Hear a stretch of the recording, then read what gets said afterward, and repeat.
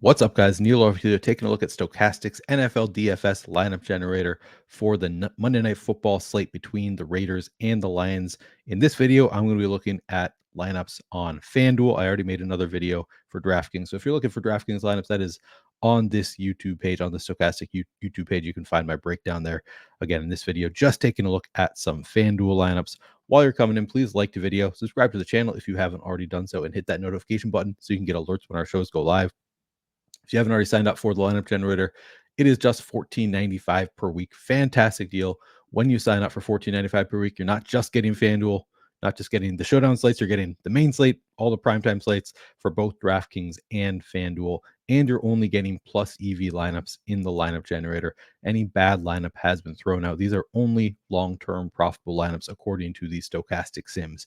Let's take a look at some FanDuel single game lineups. And by the way, the link is in the description of this video. I forget to say that sometimes. If you want to sign up for the lineup generator, you can find the link in the description of this video. All right, I'm going to take a look at some chalky lineups and see if I can find some lineups that I would play in large field GPPs. So all of my analysis here centered around the largest field GPPs on FanDuel. I want to be clear about that. I'm going to take a look at some chalky lineups, but see if we can still find some lineups that I don't think will be duplicated a ton. And I'm just going to use standard projections. You can, in these showdown slates, you can specify a game script, both teams going over, both teams going under, or a mix in between. I'm just going to be using standard projections for this video, though. Okay, first lineup we see here leaves 3,000 on the table. So I love it already. We've got Jared Goff in the MVP spot. When I have Jared Goff in the MVP spot, I like to have multiple pass catchers with him. That is my preference. We see that here. We've got Amon-Ra St. Brown, Jahmyr Gibbs, who qualifies as a pass catcher, certainly, and Josh Reynolds, all there along with Jared Goff, and then just Trey Tucker on the bringback. So here you're assuming, Lions do really well. Kind of, what you'd expect against the Raiders. Pretty bad defense here. So Jared Goff spreading the ball around, maybe throws a touchdown apiece to all three of St. Brown, Gibbs, and Reynolds, enough for Jared Goff to be the optimal MVP along with three pass catchers. And then Trey Tucker. So we're leaving 3,000 on the table. So basically Trey Tucker needs to outscore every Raiders player up to 8,500 for this to be viable. I think that is reasonable. Trey Tucker, a guy who can certainly put up a splash play that pays off his salary pretty easily and can certainly outscore anybody up to 8,500. He's just 5% owned. I like this lineup quite a bit, to be honest. I think this really works as a large field GPP lineup. So here's what I'm going to try to find 3 lineups that I would play in a large field GPP. This one uses the full salary cap. I almost want to discount it immediately. We do have 0.3% owned Khalif Raymond in the MVP spot. So maybe you don't need to throw this one out. This one could play. I think you could play this in a large field GPP just because nobody's going to be playing Khalif Raymond in the MVP spot. I typically prefer to leave some salary on the table. I'm debating whether I would play this one because we have, 4 of our 5 are really chalky here, but then we have just a really contrarian MVP in Raymond. So for this lineup to work, because there is no salary multiplier in the MVP spot on FanDuel, Khalif Raymond has to outscore all of St. Brown, Myers, Goff, and Garoppolo, because people will be playing this lineup a lot, but it'll be with different players in the MVP spot rather than Khalif Raymond.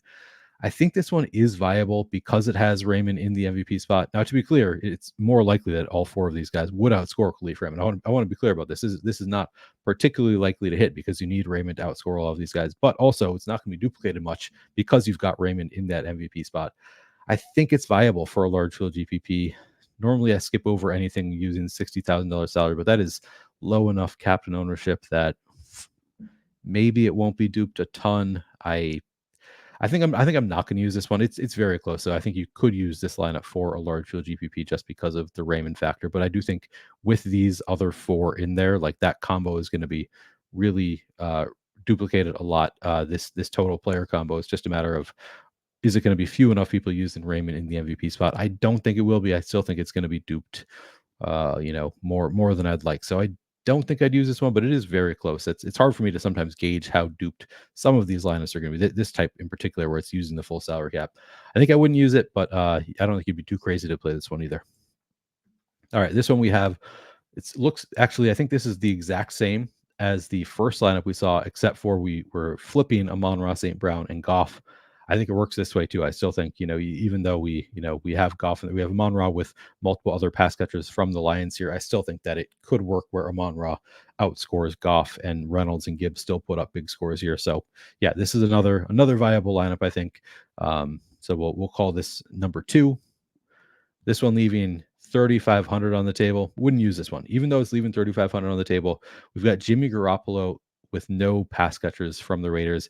If I have Jimmy Garoppolo in the MVP spot, I'm going to want at least one pass catcher from the Raiders. Obviously, if it's getting into the lineup generator, there are ways for this to work. And you can see, like, say Jimmy Garoppolo throws a touchdown apiece to Devontae Adams and Jacoby Myers. They're expensive enough that they, score the touchdown, but maybe don't do a ton else. They're helping Garoppolo put up a score. He's spreading the ball around. Certainly, even a statuesque quarterback like Jimmy Garoppolo could, score on a 1-yard quarterback sneak kind of thing. So there are ways for this to work. I don't think that I would do it with Garoppolo in the MVP spot. So this is a pass for me, but it is, obviously it is viable. Otherwise, it would not make it into the lineup generator. But I'm going to pass on it. This one only leaving 500 on the table. I'm going to pass on this one too. Using the full salary, going to pass on it. 1,000 on the table. I am going to pass. All right, so this one is leaving 4,000 on the table. We've got Jared Goff in the MVP spot. With Craig Reynolds, Jahmyr Gibbs, Jameson Williams, Devontae Adams on the bringback. We are leaving, as I said, 4,000 on the table. So you do need all of these players to outscore every player up to $4,000 more expensive than them. I think it's plausible, though. I think that there are ways for this to work out. Again, you've got Goff with both running backs in Craig Reynolds and Jahmyr Gibbs, but certainly Gibbs can qualify as a pass catcher, and Reynolds, involved a little bit in the passing game as well. And then you have Jameson Williams, who can just, score an 80-yard touchdown would not be all that shocking. So I think that this is a lineup that could work. You're using the highest projected player, I think, or one of the highest projected players on the Raiders in Devontae Adams. And then, of course, you've got the Goff Lions onslaught without Amon-Ra St. Brown. So, it's tough, but certainly this is plausible for Amon-Ra to not have a great game while all these other Lions do have great games, particularly because Amon-Ra is, I think, battling an illness right now as well. So who knows how utilized he's going to be. Certainly this is a lineup I could use. So there you have it. That's a third lineup that I think is viable for a large field GPP, even in the chalky bucket. All right, now I'm going to go through and I'm just going to save all the lineups it lets me, and then we'll take a look at our exposures at the end. All right, we got to 65% Jahmyr Gibbs. Makes sense. He is really involved for the Lions with David Montgomery out. We got 62% Jared Goff. Makes sense. Quarterbacks project really well, particularly on FanDuel where it is not full PPR. It's only half PPR. The quarterbacks look even better there. We've got 62% Jimmy Garoppolo as well, 50% Amon-Ra St. Brown, 40% of the Lions defense, 33% Jacoby Myers, 30% Devontae Adams, 28% Josh Jacobs, and then a bunch of Lions coming up. Pretty spread out in our exposures here. Highest is Jahmyr Gibbs. Actually, not that spread out.